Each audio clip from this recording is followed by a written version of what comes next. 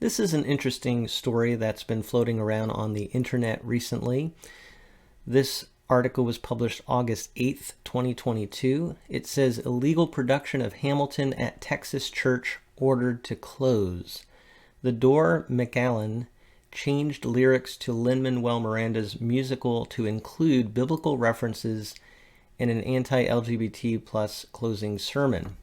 It says the Door McAllen Church in McAllen, Texas was ordered to close its illegal production of the Pulitzer Prize-winning musical Hamilton, which was streamed on YouTube August 5th. As reported by the Washington Post, the Door McAllen changed lyrics to Lin Manuel Miranda's hit musical to include biblical references and added a closing sermon that shunned the LGBT plus community.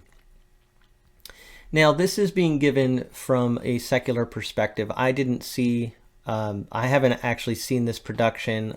I haven't seen what that closing sermon actually looked like, but clearly they were talking about homosexuality. That seems to be what happened. And from the perspective of these secular sources, it was a shunning of the LGBT plus community. Going on, it says Shane Marshall Brown, a spokesperson for the musical, states Hamilton does not grant amateur or professional licenses for any stage productions and did not grant one to the Door Church. We issued a cease and desist letter for the unauthorized use of Hamilton's intellectual property, demanding the immediate removal of all videos and images from previous productions from the internet, including YouTube, TikTok, Facebook, Instagram, their own website, and elsewhere. The church received the cease and desist letter August 6th after the August 5th performance was live streamed to the church's YouTube channel. So they were live streaming their performance on August 5th, and then the next day they received the cease and desist letter. The Door McAllen was granted limited permission to perform its August 6th show under a series of stipulations listed in Hamilton's full statement, including a no videos or photos rule and the cancellation of all future performances. So it was actually kind of nice that they let them perform a second performance on August 6th after the cease and desist letter. But of course they had rules in place to say no videos or photos, which typically, even if you license a production, that seems to be the rule, that you are not to have a video production. You're not to publicly show on video the stage production or have photos. So that doesn't surprise me. But it's kind of interesting that they actually let them do another performance, even though apparently they had not gotten permission. Although there is something interesting the pastor says. I'll read that a little below. Writer and podcaster Hemant Mehta shared clips of the Texas production on social media. In one clip, the actor portraying Eliza Hamilton sings, "I am not afraid. My hope is in Jesus. If you could just give him a chance today, that would be enough." Miranda's original lyric states, "I am not afraid. I know who I married. So long as you come home at the end of the day, that would be enough." So a really interesting aspect of this whole story is not just that the church performed Hamilton without legal authorization, but actually changed the lyrics to the stage production, which is definitely something that you have to have permission. And it's just so many things here that are red flags, that if you're doing a production, first of all, even making sure you have permission, have the rights, but also doing videos, doing a live stream of it is a problem. Then changing the lyrics to the original wording. I mean, these are just things I think most people know you're not supposed to do that unless you have express written consent. So the article goes on here. The Door McAllen's live stream production and trailer have been removed from YouTube, and no trace of the production can be found on its social media page. I'm sure that there are clips out there, like this one that you see here, that you can still find. But the church was no longer able to have the entire performance up on its YouTube page. Door McAllen pastor Roman Gutierrez claimed in a quote given to Dallas News that he had previously acquired legal permission to produce the show. So that's the interesting twist on this story, is that the pastor is claiming that he had acquired legal permission. That's an awfully vague statement, though. He had previously acquired legal permission to produce the show. So I don't know exactly what he's talking about, what he's referring to.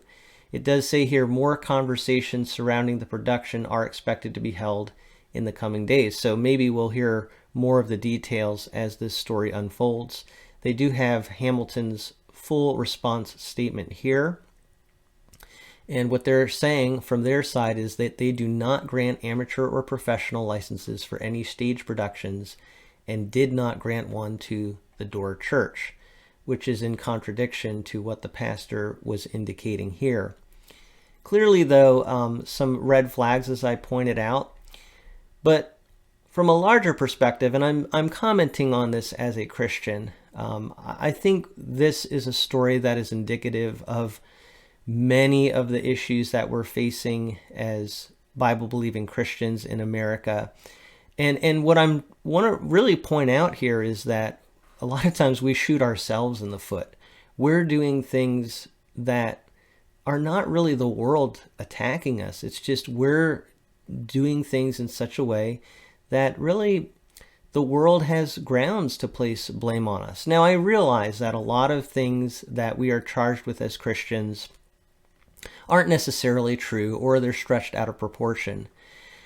It's nothing new, though, for Christians to be under scrutiny, even in the first century church. And I want to read something from the Bible that talks about that, but I think really ties into this whole situation.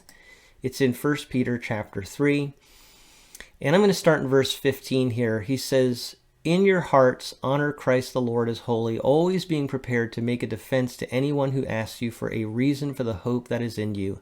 Yet do it with gentleness and respect, having a good conscience, so that when you are slandered, those who revile your good behavior in Christ may be put to shame. For it is better to suffer for doing good, if that should be God's will, than for doing evil."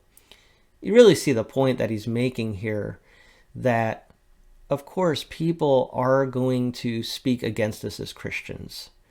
And it says here that there are going to even be people who revile you, and it's reviling your good behavior. He says that's fine if they're reviling you because you're doing what is good.